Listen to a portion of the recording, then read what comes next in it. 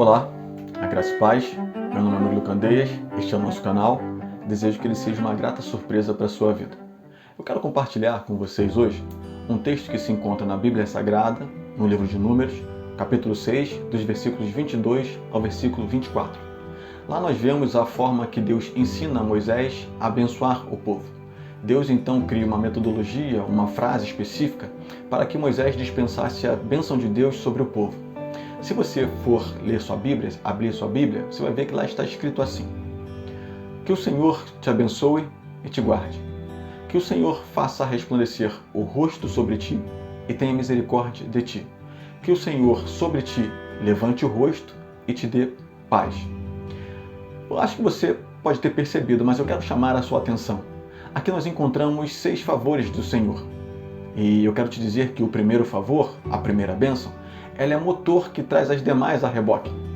Então, se temos 6 bênçãos, as 5 demais estão dependentes da primeira, que a primeira é ser abençoado por Deus. E eu quero te fazer essa pergunta: você se entende uma pessoa abençoada por Deus? Sim ou não?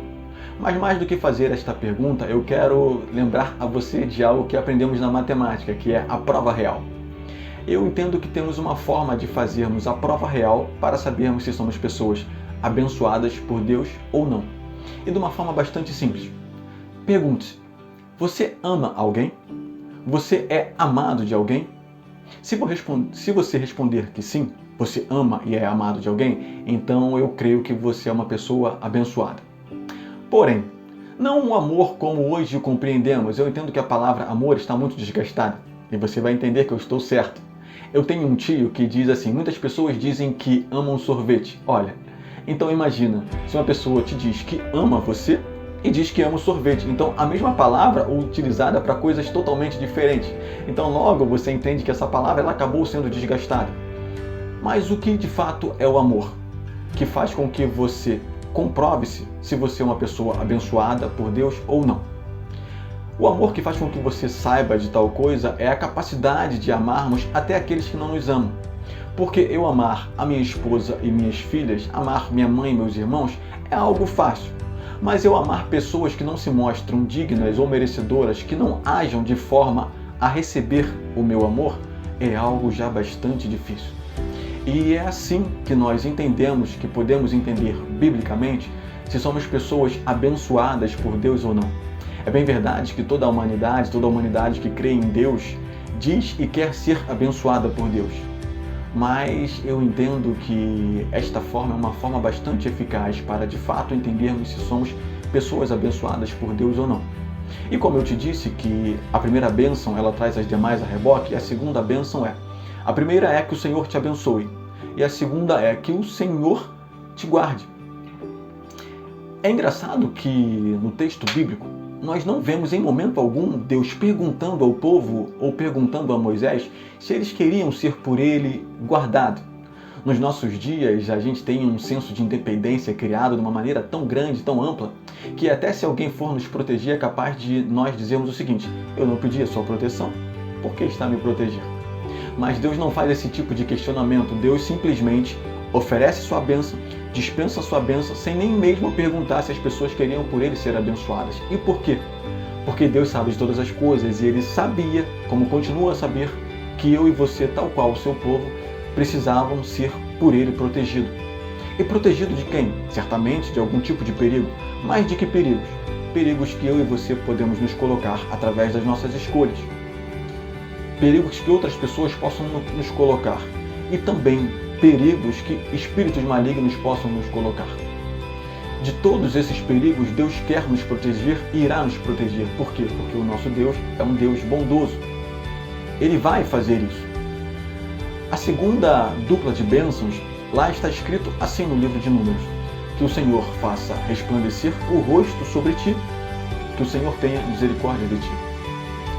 Eu quero que você entenda o significado do rosto na Bíblia. O significado do rosto bíblico na Bíblia, o significado do rosto do Senhor na Bíblia. Mas para isso eu quero usar o nosso rosto. O que nos significa o rosto? O que o rosto humano traz para a gente? Primeiro, o rosto traz para a gente identificação. Antes de me ver, você não sabia quem eu era. Mas agora que você me vê, você sabe quem eu sou. E mais do que identificar, o rosto te faz capaz de saber da condição de alma, da condição de emoção das pessoas. Você, agora pelo meu rosto, você é capaz de saber se eu estou alegre, se eu estou triste, se eu estou tenso, se eu estou relaxado. Então, o rosto traz pra gente um recado, uma apresentação. E quando o Senhor abençoa o povo, os dizendo que o próprio Deus, assim está lá escrito, que o Senhor volte para ti a luz do seu rosto, faça resplandecer a luz do seu rosto, o Senhor certamente não quer brilhar sobre nós, ou fazer fulgurar sobre nós, aquilo que não seja a sua misericórdia. Porque sim, o Senhor tem um rosto de misericórdia, que Ele quer nos abençoar com Ele, mas o Senhor também tem um rosto de ira, um rosto de juízo, um rosto de justiça. E que entendo que nenhum de nós queríamos que o Senhor brilhasse diretamente este rosto sobre nós. Porque se assim fosse, eu entendo que nós seríamos consumidos. E para te dar certeza disso, eu quero trazer ainda um outro exemplo muito comum para a gente, que é o exemplo do trânsito. Imagina que você esteja numa via e que ela tem como limite de velocidade 50 km. E ela é uma via bastante extensa e aqui no meu estado, no meu município, no Rio de Janeiro, nós temos diversas vias que são assim.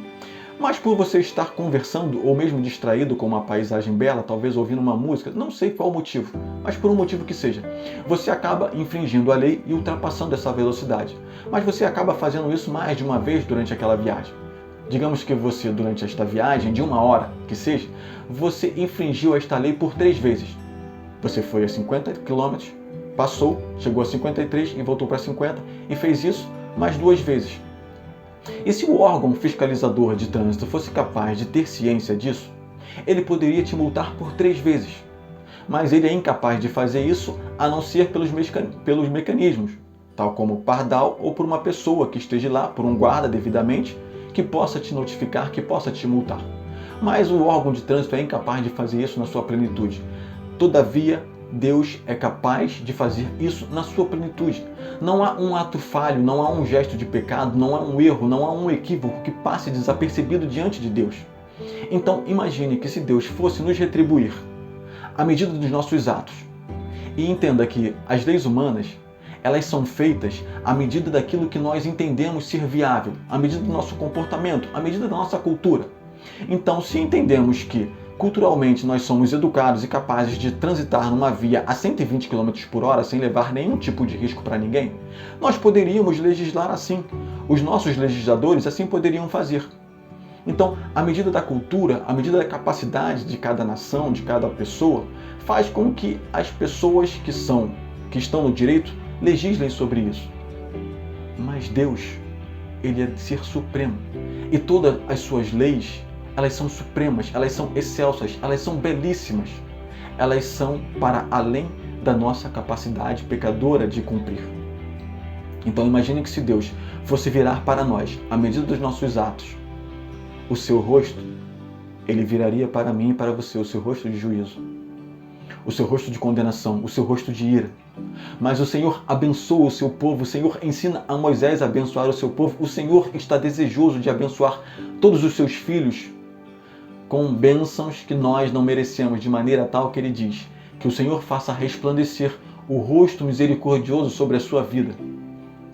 Meu amigo, minha amiga, meu irmão e minha irmã, é muito capaz de você ter pecado, um pecado gravíssimo contra Deus. E que Deus, se Ele fosse te retribuir à medida daquilo que você fez, Ele iria te condenar. Mas Deus quer te abençoar, voltando para ti o seu rosto misericordioso. Eu espero e desejo que assim seja. O terceiro conjunto de bênçãos, a terceira dupla de bênçãos, lá está escrito assim: que o Senhor levante sobre ti o seu rosto e te dê paz. O rosto do Senhor, eu sei que já te falei, mas é um rosto diversificadamente poderoso, benéfico, iluminador.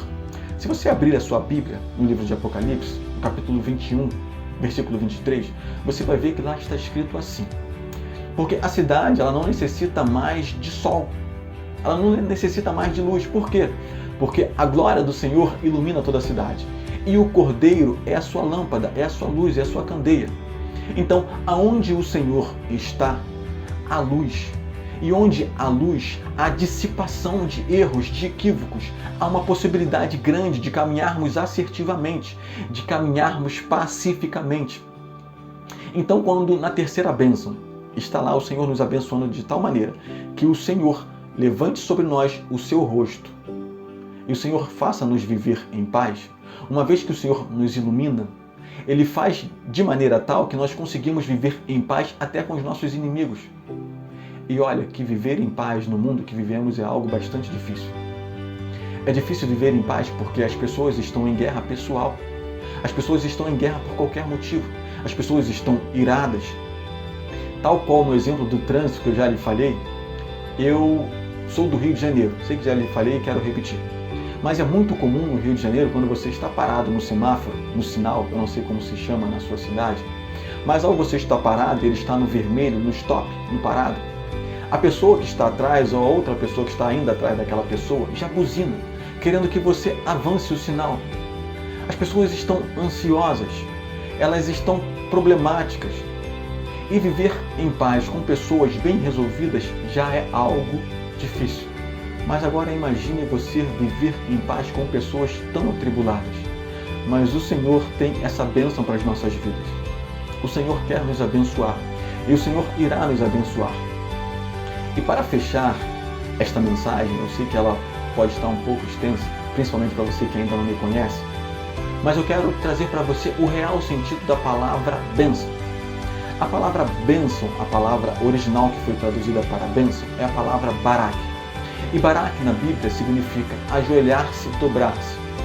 Então, quando o Senhor diz a Moisés, ensine o povo a ser abençoado assim, que o Senhor te abençoe, que o Senhor faça resplandecer sobre ti o seu rosto, ou que o Senhor te abençoe e que o Senhor te proteja, se formos colocar a palavra barak no original, só traduzindo para a nossa linguagem, melhor dizendo, nós diríamos assim, que o Senhor te curve, que o Senhor te ajoelhe, que o Senhor te curve e te guarde, que o Senhor te ajoelhe e faça resplandecer sobre ti o seu rosto. Então perceba que esta bênção primária que traz as demais a reboque, ela essencialmente nos diz que precisamos nos curvar diante de Deus. E eu quero te lembrar que eu lhe disse o seguinte, uma pessoa abençoada é uma pessoa capaz de amar até aquele que não se coloca como uma pessoa digna de seu amor. E essa pessoa capaz de fazer isso é uma pessoa que de antemão foi curvada por Deus, foi dobrada por Deus. É alguém que aprendeu que amar ao outro, mais do que um gesto de merecimento, é um gesto de obediência. E eu quero que você de fato seja uma pessoa abençoada por Deus. E eu termino aqui te dizendo, o Senhor te abençoe e te guarde. O Senhor faça resplandecer sobre ti o teu rosto e te dê paz. Que o Senhor te curve e me curve. Fique com Deus e até o próximo vídeo.